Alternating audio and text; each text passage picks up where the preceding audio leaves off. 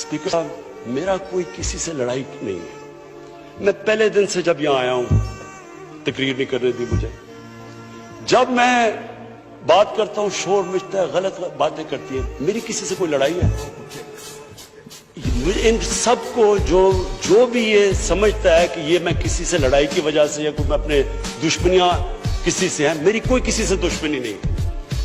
मैं आज आपके सामने कह रहा हूं कि अगर पाकिस्तान के अंदर, हमारे मुल्क में अगर सही माने में अकाउंटेबिलिटी प्रोसेस ना चला, हम किसी सूरत इतना पैसा नहीं इकट्ठा कर सकते अपने बच्चों को तालीम देने के लिए, सेहत उनके इलाज करने के लिए, अस्पताल ठीक करने के लिए। हम आगे बढ़ ही नहीं सकते। जब एलीट करप्शन पे लगी हुई है, वो आप कैसे समझते हैं वो मुल्क तरक्की करेगा? हम जब आप किसी के ऊपर केस होता है, वो कहते हैं जी पॉलिटिकल विक्टिमाइजेशन है।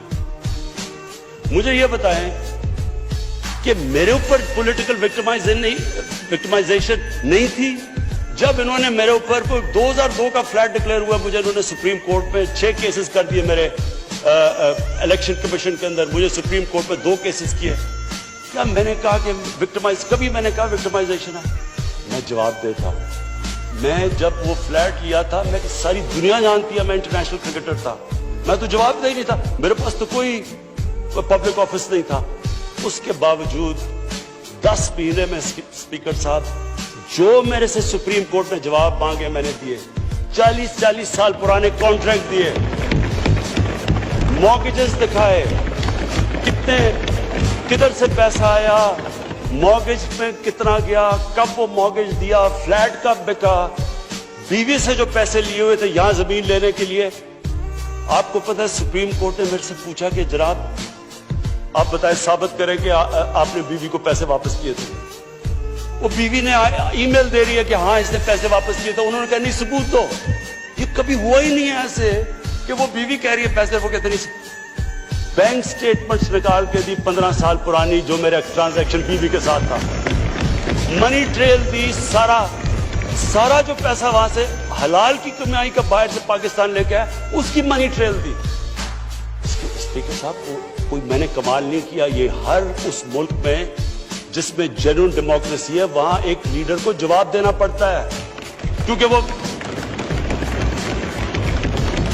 अमानतदार होता है, वो पब्लिक के पैसे का अमानतदार होता है। ये कोई विक्टिमाइजेशन नहीं है। और ये जो नैब है, ये हमने तो नहीं नैब बनाई। एक आदमी हमने भर्ती नहीं करवाया, नैब तो पुरानी है। 90% केसेस भी पुराने हैं, लेकिन गालियां हर रोज मुझे पड़ती हैं कि जनाब देखें इमरान खान ने ये कर दिया, वो कर दिया। लेकिन स्पीकर साहब, मैं चाहता हूं कि हमारी पार्लियामेंट चले। मैं चाहता हूं कि डिबेट हो सही, क्योंकि डिबेट के बगैर आइडियाज तराशे नहीं जाते। डिबेट सबसे इंपॉर्टेंट चीज डेमोक्रेसी की अकाउंटेबिलिटी और मेरिट के बाद तीसरी चीज है, वो डिबेट होती है। यहां डिबेट नहीं हो सकती। जब बात करो वो शुरू हो जाते हैं कि जी वो नैब न्याजी नेक्सस या कभी कुछ शुरू हो जाता है। यानी इस तरह तो बोल देखे ना स्पीकर साहब, मैंने तो नहीं नैब बनाई। पॉइंट ये है कि क्या फंडामेंटल प्रिंसिपल ये है, क्या हमारे जो इक्तदार में लोग रहते हैं वो जवाब देना चाहते हैं अपनी वेल्थ का, या नहीं देना चाहते? और अगर वो नहीं देना चाहते तो बाकी क्यों देंगे? आप जो कल्चर होता है वो ऊपर से सेट होता है। वो कहते हैं the fish rots from the top. जब ऊपर से खराब होता है तो सारा माशरा नीचे तक तबाह हो जाता है। करप्शन का स्पीकर साहब नंबर 1 प्रॉब्लम ये होता है कि मुल्क में जो पैसा ह्यूमन डेवलपमेंट में जाना होता है वो लोगों की जेबों में चला जाता है। नंबर 2 प्रॉब्लम ये होता है क्योंकि चोरी का पैसा होता है वो मुल्क में नहीं आप रख सकते, वो आपको मुल्क से बाहर भेजना पड़ता है। तो मैं सिर्फ ये कंक्लूड करता हूँ स्पीकर साहब, मैं अपनी ऑपोजिशन से बड़े रिस्पेक्ट से कहना चाहता हूँ, मेरी कोई किसी से दुश्मनी नहीं है, ना मैं कुछ बदला लेना चाहता हूँ।